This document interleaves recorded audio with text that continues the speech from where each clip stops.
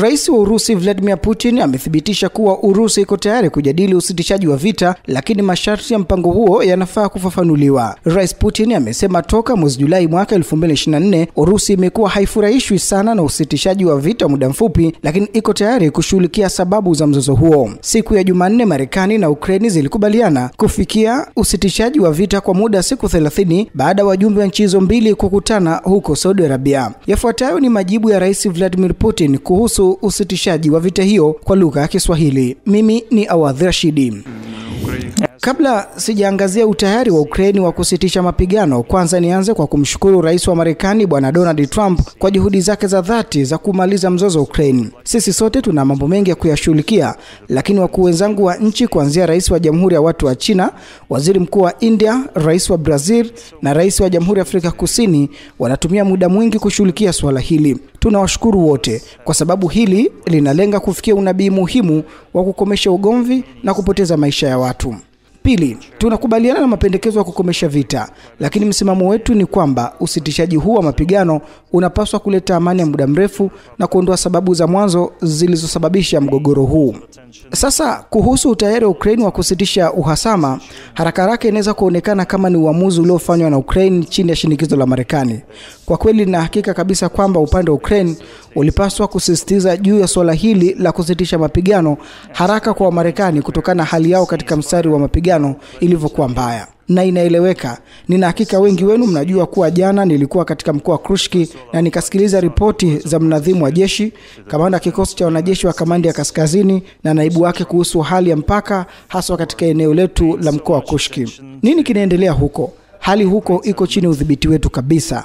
Na kundi la vikosi vya Ukraine vilivyovamia eneo letu tumevinyamazisha kabisa. Amri za askari wa Ukraine katika eneo hili tumezizika. Na ikiwa katika hatua za kwanza wiki moja au mbili zilizopita wanajeshi Ukraine walijaribu kuingia tena katika maeneo haya wakiwa katika vikundi vikubwa, lakini kwa sasa haiwezekani. Wanajaribu kutoka huko katika vikundi vidogo, watu wawili au watatu, lakini kwa sababu kila kitu kiko chini udhibiti wetu kamili, hawawezi kitu. Tumeacha vifaa pale na vitabaki pale, hili nimeshaagiza. Na ikiwa katika siku zijazo kutakuwa na watu watakaojaribu kutuvamia tena, basi kutakuwa na njia mbili tu.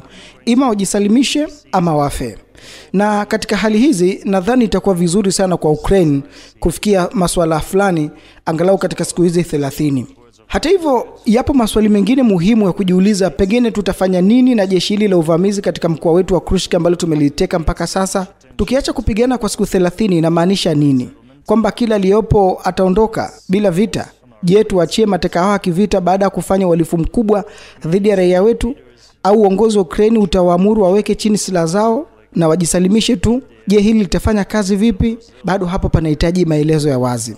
Lakini je, masuala mengine yatatatuliwa vipi kwenye njia zote za mazungumzo? Kwa sababu hii ni karibu kilomita 200 kama mnavyojua. Askari wa Urusi wanazidi kusonga mbele kila siku na kuna operation zinaendelea za kijeshi kuzunguka vikundi vingi vya vikosi vya adui. Siku 30 zitatumikaje? Je, Ukraine itaendelea na uhamasishaji wa watu kujiunga na jeshi lake? Je, itaendelea kupokea silaha na vifaa vingine vya kijeshi?